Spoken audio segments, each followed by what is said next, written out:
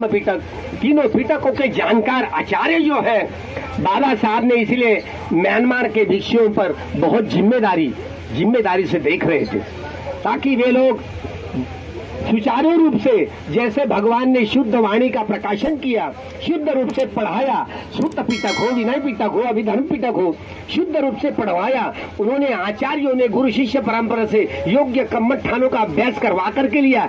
ऐसे भिक्षु संघ का अगर हुआ होता तो न जाने 63 वर्ष में कहां के कहां लोग होते, लेकिन कर नहीं पाए।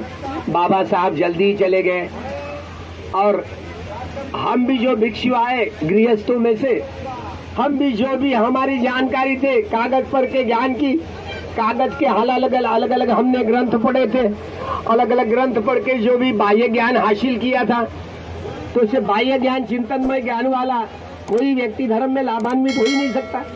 नामुश्किल बात है, नामुमकिन बात है। जब तक के इसलिए भिक्षु संघ हो, चाहे गृहस्थी लोगों का संघ हो, उसमें कम्मठानों का योग्यतम रूप से जो अभ्यास करवाना ही नहीं आया, तो वह व्यक्ति चाहे वो गृही या गृह त्यागी हो, धर्म में लाभान्वित हो नहीं पाता। अलग अलग लोग यह विशुद्धि मार्ग पढ़ते हुए हमारे गृहियों में या भिक्षुओं में बड़े तसल चलती है, बड़े तसल चलती है, बुद्धि की तसल चलती है। बुद्धि की तसल किस लिए चलती है?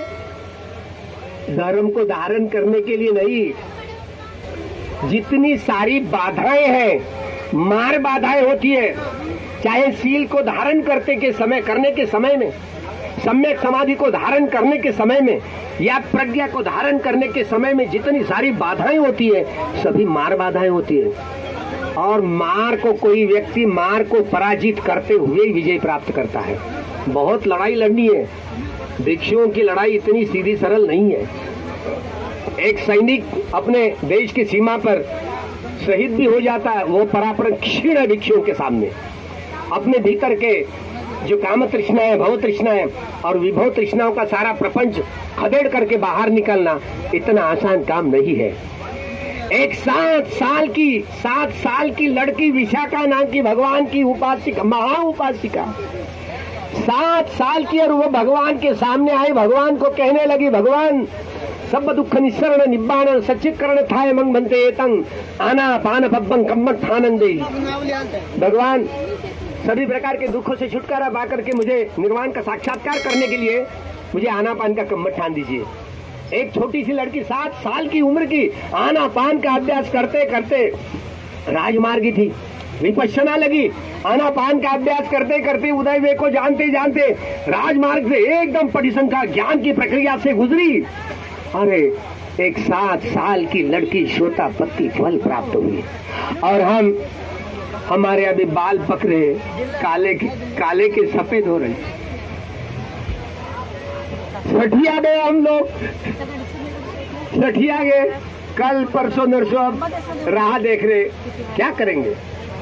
हमको अभी तक कोई लाभान्वित होने का क्षण उपलब्ध नहीं हुआ। अब क्या करेंगे? इसीलिए हम कहते हैं हम सभी कोरे कंगाल है, ठेलम ठेला है।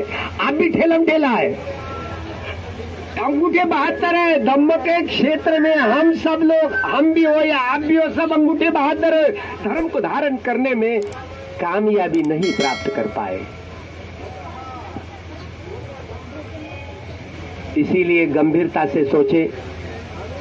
भौतिक जीवन सजाना बड़ा सीधा सरल रास्ता है, लेकिन आध्यात्मिक जीवन, आध्यात्म बोले ईश्वर परमेश्वर आत्मा परमात्मा का संशोधन नहीं है। बात को समझिए। अध्यत्तंग ये पाली शब्द है, ये भीतर का सारा प्रपंच, शरीर के भीतर कोई ईश्वर परमेश्वर आत्मा परमात्मा नहीं है, समझिए ना। तो ये शरीर के भीतर, ये शरीर जो मदवाएं हमारे मन के द्वारा ही रचना की गई है, अग्नि वायु जल पृथ्वी धातुओं के संग्रह करते करते। तो भला इस प्रकृति के रहस्य को गहराई से जाने। जब तक कि आप ये आनापान सती और 40 प्रकार के शमत भावनाओं के कम्मठान का अभ्यास करने में गंभीरता से देखेंगे नहीं, जानेंगे नहीं, और विपश्यना यह सार्वजनिक कम्मठा जो काम तृष्णाएं, भव तृष्णाएं, विभव तृष्णाओं की जड़ें सहित उखाड़ बाहर करने, निर्मल करते, मन निर्मल करने की प्रक्रिया से गुजरेंगे नहीं, प्रज्ञा से देखेंगे नहीं, अनित्य का बोध करके देखेंगे नहीं, दुख का बोध करके देखेंगे नहीं, अनात्म का बोध करते देखेंगे नहीं, तो बोधि ज्ञान को धारण करते हुए धर्म में लाभान्वित होने से बहुत दूर रहेंगे, बहुत पत्थर के समान।